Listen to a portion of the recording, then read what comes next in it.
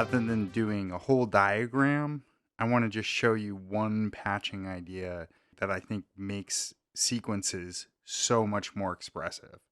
Before I even get into what I'm going to be doing, I want to describe a little bit of what I was thinking about. So the other day I sat down at my piano as I was trying to work out some chords and sequences, and I noticed that as I was going through these arpeggios, that I was slowly speeding down and speeding up. It was creating this sort of undulation, this modulation that I was doing naturally. And this was at an acoustic piano. So then I got to thinking, like, well, how can I recreate that, program it through the patch bay to be modulated? So that's kind of what the thinking was behind this. So I want to show you the idea that I came up with. Right here, we got a blank slate. Actually, let's even make it really boring. I'm only going to use one oscillator. We'll set it to just a plain old triangle wave, no noise. We'll turn up the filter.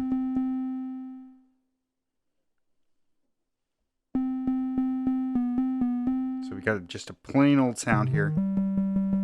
And I programmed in the sequence. These are the chords to Truman Sleeps by Philip Glass. So you can hear what's going on. I'll play it.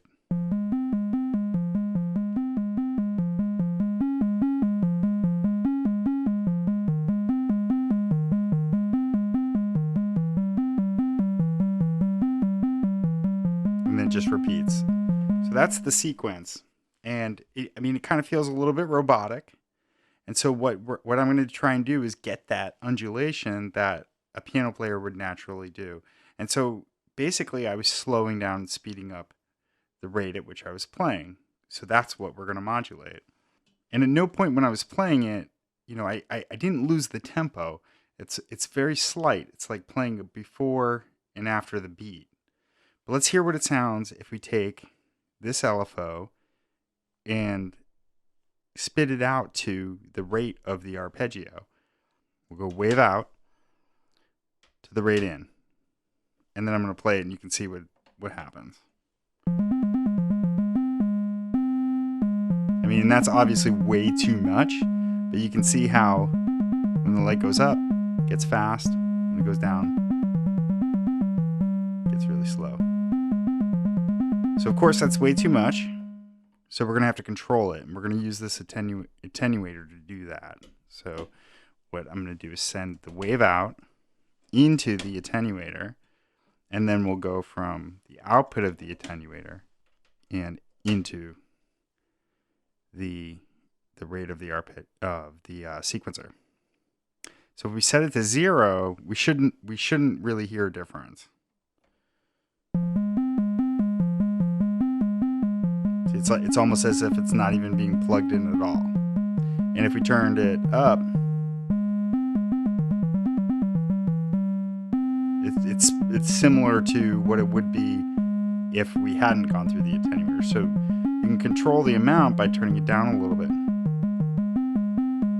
That's in the middle. And I even think that that's too much because, like I said before, when I was playing it on the piano, I wasn't losing the tempo. I was just almost like playing before the beat and after the beat. It was really subtle.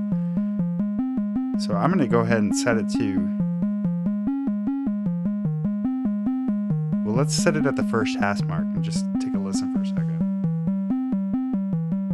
And remember, it plays faster when it's lit up.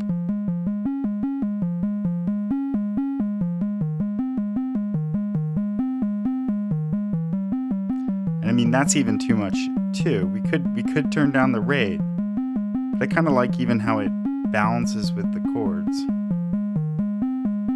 It doesn't sound bad. But let's keep it up here and let's turn it down even a little bit more.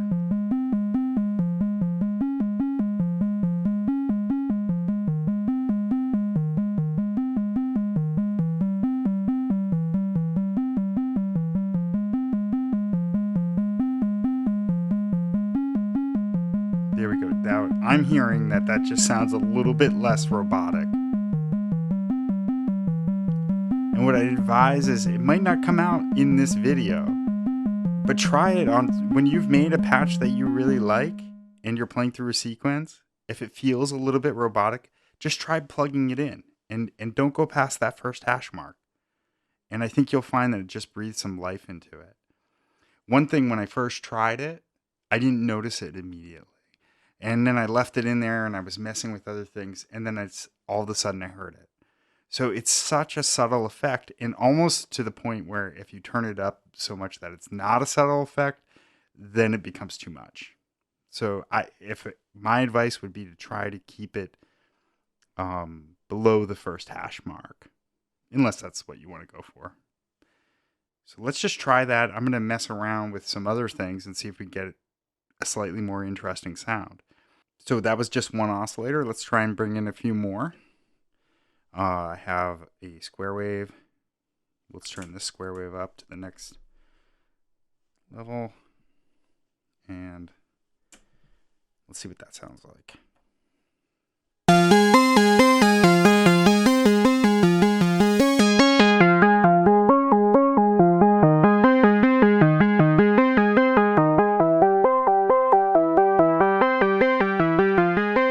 See, and it becomes even a little bit more dramatic now that we're also modulating the pulse width amount, and I've got some square waves in here. So as this is having that slow undulation, it's just a little bit more pronounced, almost as if, if I was playing an acoustic piano, as when I was speeding up, I was playing a little bit harder as well. But listen to that for a minute.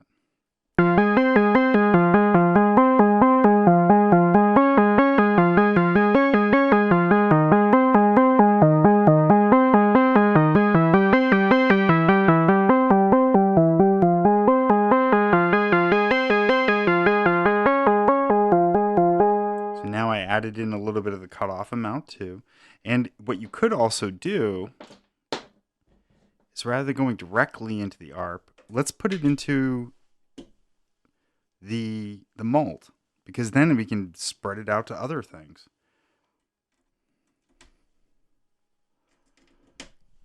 So now I'm going to put this back into the sequencer. So now we still have that. It should sound exactly as it did.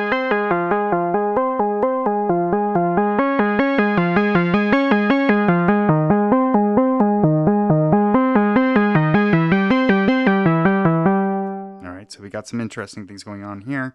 And then if you wanted to, you could send it over to like the filter envelope amount. Let's try that.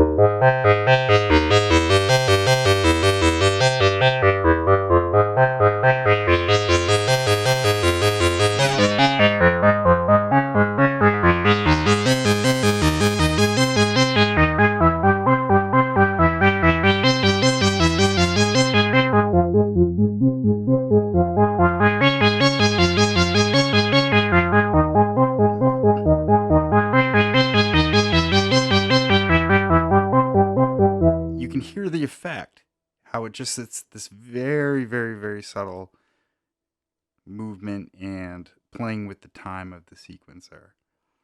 Let's try adding in some delay.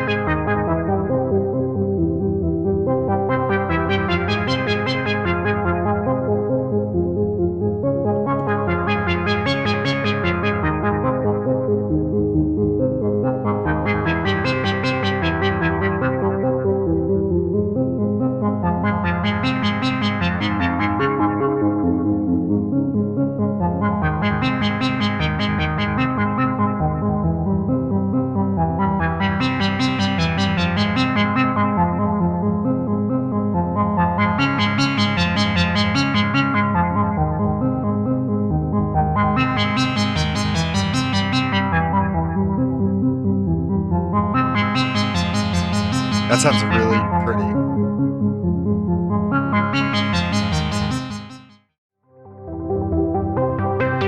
You can really hear it come out too when there's a percussive element coming from the filter.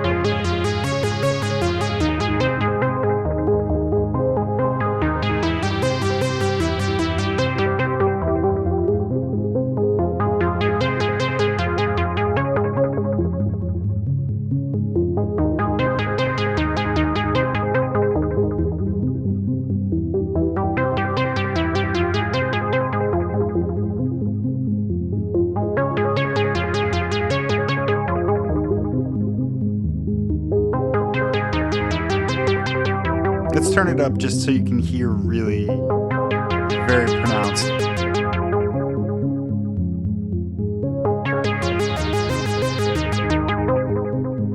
Yeah, see, that's just too much, but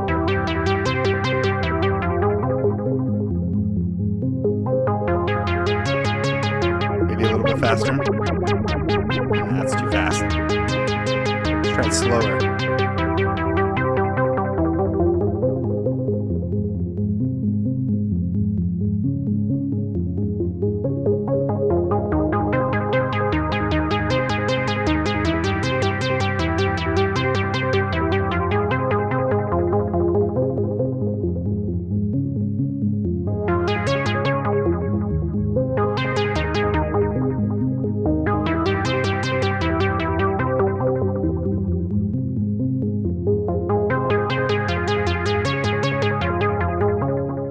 There's a lot you can do with this. So I hope you enjoy it. Try using it on your tracks. If you haven't subscribed to the channel already, I hope you do so. And let me know in the comment section if you think this is helpful. I really appreciate the comments that have been coming through. So thanks for listening, and I'll see you next time.